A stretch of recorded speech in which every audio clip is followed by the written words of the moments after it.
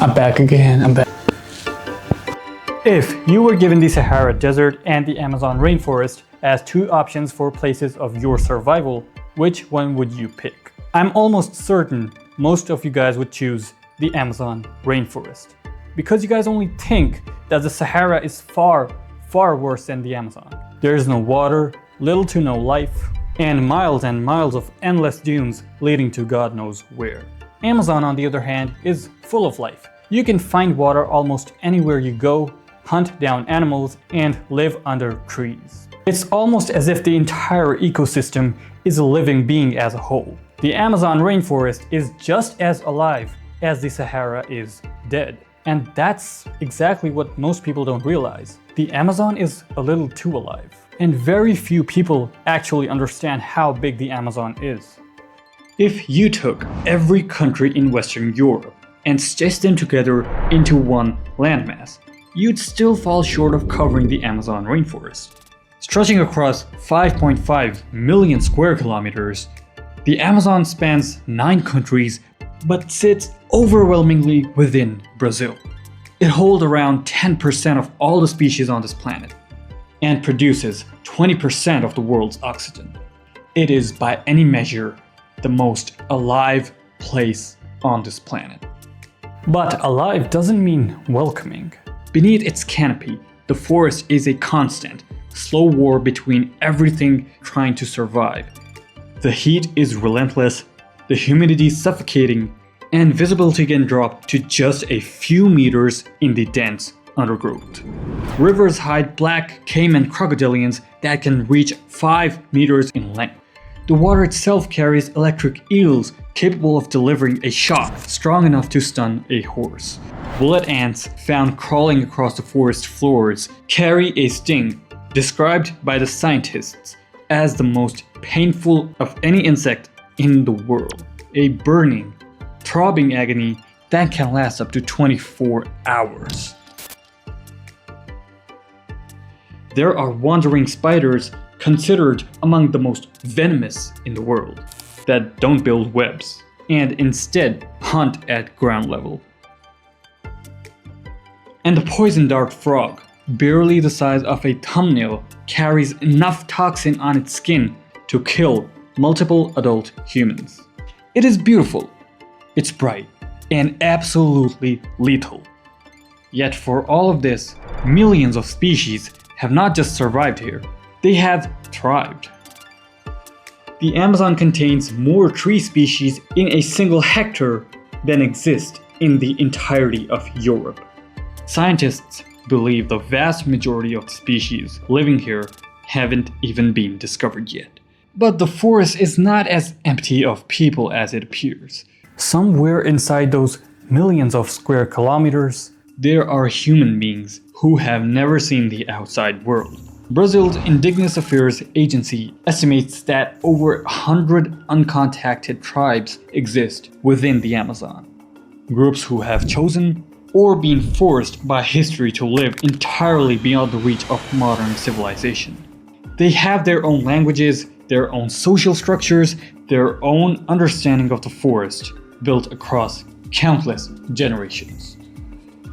Occasionally, aerial surveys capture brief images. A clearing, a cluster of structures, figures looking up at the sky. These moments are both extraordinary and sobering. These are complete societies existing in parallel to our own. The Amazon is vast, and these groups actively avoid contact, often relocating when outsiders come too close. But for the researchers, missionaries, and illegal loggers who have pressed deeper into the forest, encounters have happened, and they rarely end without consequences.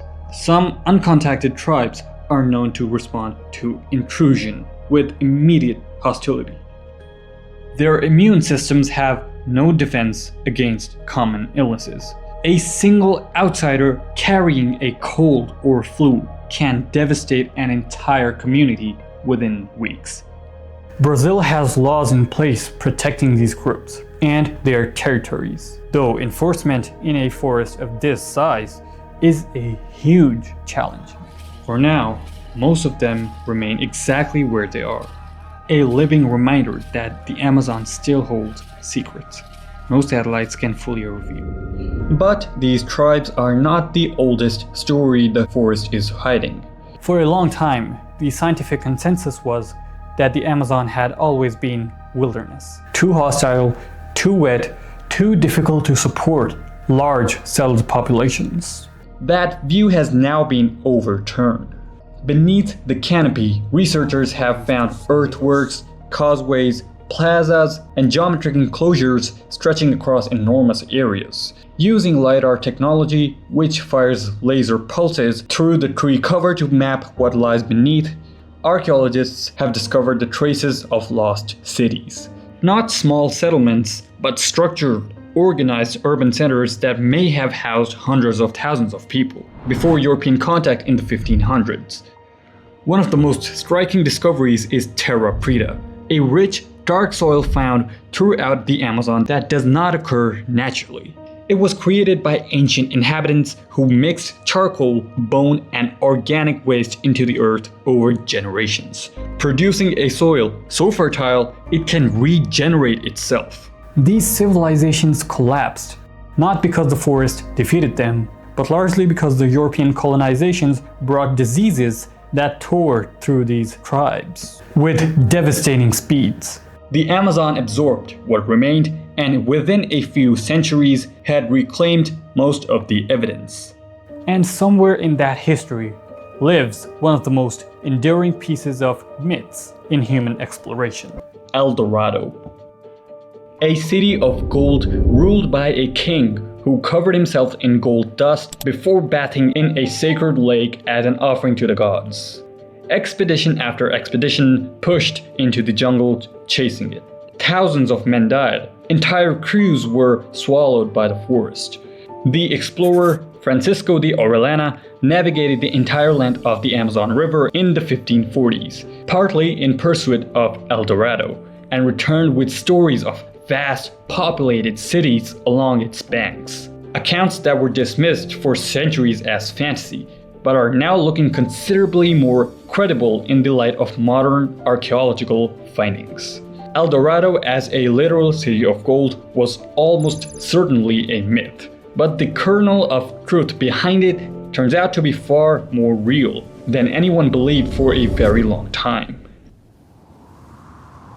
Now step back from the forest itself and look at where it gets its life from, and the answer will surprise you. Every single year, around 180 million tons of sand lifts up from the Sahara Desert and is carried westward across the Atlantic Ocean by trade winds. A significant portion of the dust settles over the Amazon basin. Within it are phosphorus and other minerals that the rainforest soil, despite its appearance of abundance, is actually quite poor in.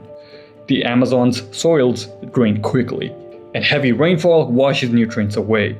The dust from the Sahara replenishes them, acting as a kind of long-distance fertilizer that has been feeding the forest for thousands of years. It is one of the most remarkable ecological relationships on Earth. Without the Sahara, the Amazon as we know it could not exist. And in turn, the Amazon sustains an extraordinary amount of the world around it. The forest generates its own rainfall through a process researchers call flying rivers. Trees absorb groundwater and release it as vapor through their leaves, a process called transpiration. And the Amazon releases so much moisture into the atmosphere that it creates its own weather systems. These aerial rivers of water vapor travel thousands of kilometers, feeding rainfall as far away as Argentina and southern Brazil. It is home to an estimated 10% of all bird species, 10% of all mammal species, and more fish species than the entire Atlantic Ocean. The Amazon is not just a forest, it is a whole system. Ancient, interconnected, and irreplaceable. It feeds the desert that feeds it. It waters the farms that feed nations. It holds all the carbon that stabilizes the climate. It shelters civilizations, both ancient and living. And it does all of this quietly, largely unseen, under a canopy so thick that even sunlight can barely reach the ground.